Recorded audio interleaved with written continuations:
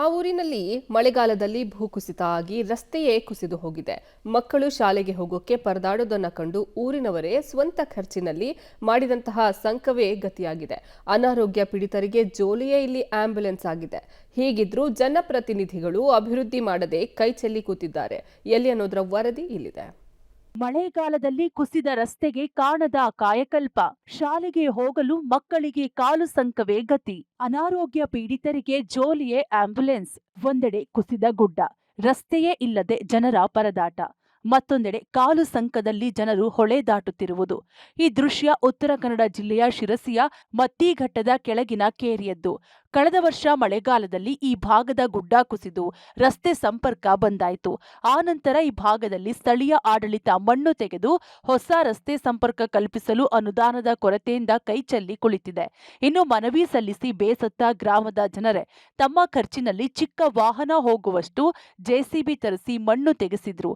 ಇದೀಗ ಅಲ್ಲಿಯೂ ಮತ್ತೆ ಮಣ್ಣು ಕುಸಿದಿದೆ. ಇನ್ನು ಮಕ್ಕಳು ಶಾಲೆಗೆ ಹೋಗಲು ಹೆದ್ದಾರಿಗೆ ಸಂಪರ್ಕ ಪಡೆಯಲು 5 ಕಿಲೋಮೀಟರ್ ನಡೆದುಕೊಂಡು ಹೋಗಬೇಕು. ಇಲ್ಲಿ ಹಳ್ಳ ಕೊಳ್ಳಗಳಿದ್ದು ಸೇತುವೆ ಇಲ್ಲದೆ ಊರಿನವರೇ ಸಂಕ ನಿರ್ಮಿಸಿದ್ದಾರೆ. ಇನ್ನು ಈ ಗ್ರಾಮದಲ್ಲಿ 300ಕ್ಕೂ ಹೆಚ್ಚು ಮನೆಗಳಿದ್ದು ತಮ್ಮೂರಿನ ರಸ್ತೆಗಾಗಿ ಹೋರಾಟ ಮಾಡುವಂತಹ ಸ್ಥಿತಿ ನಿರ್ಮಾಣವಾಗಿದೆ.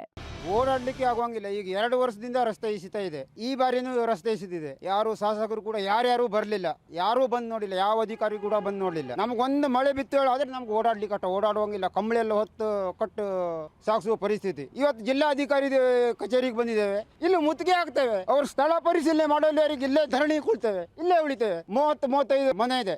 ಅದೇ ಮಾರ್ಗದಲ್ಲಿ ಎಲ್ಲರೂ ಕೂಡ ಓಡಾಡಬೇಕು. ಶಿರಸಿಯಿಂದ 36 ಕಿಲೋಮೀಟರ್ ಹೋಗಿ ಮತ್ತೆ ನಮ್ಮ ಒಳಗಡೆ ರೋಡಿಗೆ ಮತ್ತೆ 5 ಕಿಲೋಮೀಟರ್ ಹೋಗಿ.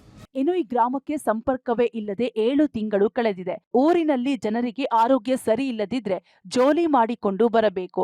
ಮಳೆ ಬಂದ್ರೆ ಇಡೀ ಗ್ರಾಮ ಮತ್ತೆ ಸಂಪರ್ಕ ಕಳೆದುಕೊಳ್ಳುವ ಭೀತಿ ಇದೆ. ಹೀಗಾಗಿ ರಸ್ತೆ ನಿರ್ಮಿಸಿ ಭೂಕುಸಿತ ಭಾಗದಲ್ಲಿ ತಡೆಗೋಡೆ ನಿರ್ಮಿಸಬೇಕು ಎಂಬುದನ್ನ ಗ್ರಾಮಸ್ಥರು ಆಗ್ರಹಿಸಿದ್ದಾರೆ.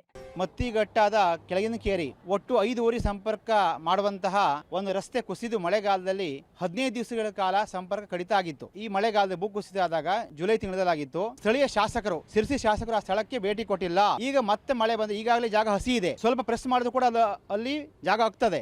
ಆಸ್ಪತ್ರೆ ಹೋಗಲಿಕ್ಕೆ ಕೂಡ ಸಾಧ್ಯ ಇಲ್ಲ, ಏನು ಕೂಡ ಸಾಧ್ಯ ಇಲ್ಲ. ಬೆಂಕಿ ಬಿದ್ದು ಕೂಡ ಹೋಗ್ಲಿಕ್ಕೆ ಸಾಧ್ಯ ಇಲ್ಲ.